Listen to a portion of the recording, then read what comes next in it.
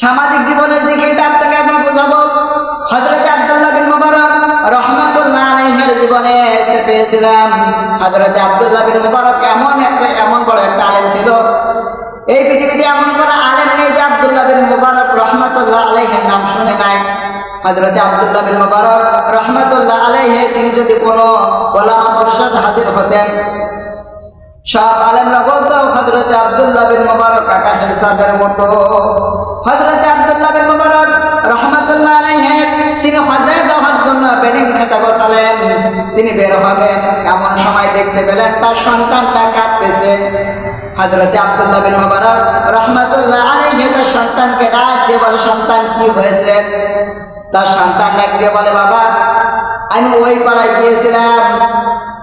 তার সন্তান ডাক দিয়ে বলে, বাবা আমি ওই পাড়ায় গিয়েছিলাম, যাওয়ার পরে ওদের বাসায় গোশত রান্না করেছে, গোশত রান্না করেছে, আমি চেয়েছি আমাকে গলা ধাক্কা দিয়ে বের করে দিয়েছে।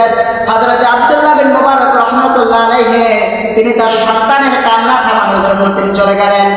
যাওয়ার পরে তিনি বাড়ির বাইরে দাঁড়িয়ে সালাম দিলেন, আসসালামু আলাইকুম ইয়া আহলাল বাইত। যখন লোকটা দরজা খুললেন, খোলার পরে বললেন, এত বড় আলেম আমার বাড়ির সামনে, হুজুর আপনি আসেন। হযরত আব্দুল্লাহ বিন মুবারক রাহমাতুল্লাহ আলাইহি তিনি বললেন, বন্ধু আমি ব্যস্ত মানুষ, আমি হজে যাচ্ছিলাম, তোমাদের বাড়ি থেকে গোশত রান্না হয়েছে? বলে হ্যাঁ। বলে আমার ছেলে এসেছিল? বলে হ্যাঁ। বলে চেয়েছিল? বলে হ্যাঁ। বলে তাহলে দেও নাই কেন? লোকটা কান্না করে বলে, হুজুর দুঃখের কথা কি বলবো, আজ আমার বাড়িতে 3 দিন কোনো খাবার নেই। 3 দিন কোনো খাবার নেই।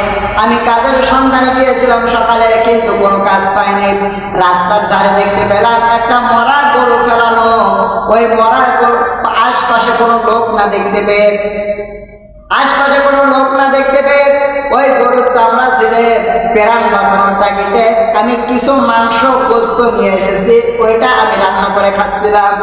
হুজুর আপনি তো বড় লোক, আপনি তো সাহেবে মাল, জাকাত ফিতরা আপনারা খান না, আর মরা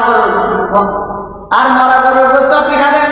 হযরত আব্দুল্লাহ বিন মুবারক রাহমাতুল্লাহ আলাইহি তিনি কেঁদে ফেললেন, বললেন, ভাই আপনি আমার গ্রামে থাকেন, আমি আপনার খোঁজ নিতে পারিনি, কিয়ামতের দিন আপনি যেন আল্লাহর দরবারে আপনি আমাকে দাঁড় করাবেন না।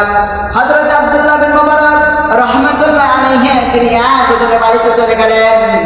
যাওয়ার পরে হযরত আব্দুল্লাহ বিন মুবারক দুজনে বাড়িতে চলে গেলেন। যাওয়ার পরে হজের যে টাকা ছিল ওই টাকাটা এনে তার গরিব প্রতিবেশীকে দিয়ে দিল। দেওয়ার পরে বলল, ভাই এই টাকা আমি তোমাকে দান, আল্লাহর রাস্তায় তোমাকে দান করে দিলাম, এই টাকা আমার আর কখনো কোনোদিনও দেওয়া লাগবে না। 45 দিন পর হযরত আব্দুল্লাহ বিন মুবারকের বন্ধু এসে বলে, বন্ধু তুমি হজ থেকে আসলে কবে? হযরত আব্দুল্লাহ বিন মুবারক রাহমাতুল্লাহ আলাইহি তিনি বলে, বন্ধু এবছর আমি হজে যাইনি, এবছর আমি হজে যাইনি। হযরত আব্দুল্লাহ বিন মুবারক রাহমাতুল্লাহ আলাইহি তার বন্ধু ডাক দিয়ে বলে, বন্ধু আমি যখন দেখলাম, যখন আমি আরাফাতের ময়দানে দেখলাম তুমি আমার আগে, যখন আমি দেখলাম আমরা শয়তানকে পাথর মারছিলাম, দেখলাম সবার আগে তুমি। হযরত আব্দুল্লাহ বিন মুবারক রাহমাতুল্লাহ আলাইহি তার বন্ধুকে বললেন, বন্ধু বিশ্বাস করো আমি এবছর হজে যাইনি, আমার যে হজের টাকা ছিল ওই টাকাটা আমি আমার গরিব প্রতিবেশীকে দান করে দিয়েছি। ওই রাতে হযরত আব্দুল্লাহ বিন মুবারক রাহমাতুল্লাহ আলাইহিকে স্বপ্ন দেখানো হচ্ছে, ও আব্দুল্লাহ বিন মুবারক তুমি হজে যাও নাই, তাতে কি হয়েছে?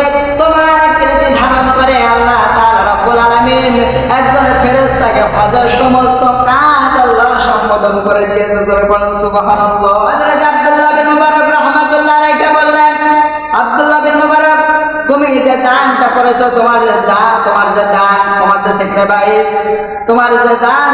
স্যাক্রিফাইস, আল্লাহ তাআলা খুশি হয়েছে। এই বছর যত হাজী আরাফাতের ময়দানে হজে এসেছিল আল্লাহ তাআলা রব্বুল আলামিন সকলের হজকে কবুল করে নিয়েছে।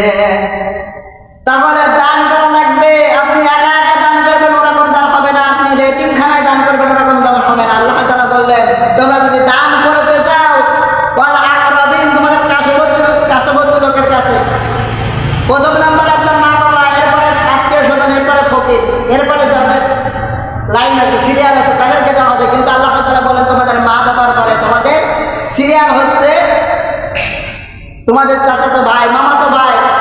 আল্লাহ তাআলা বলেন আল আকরাবিন, তোমাদের নিকটবর্তী লোকের কাছে।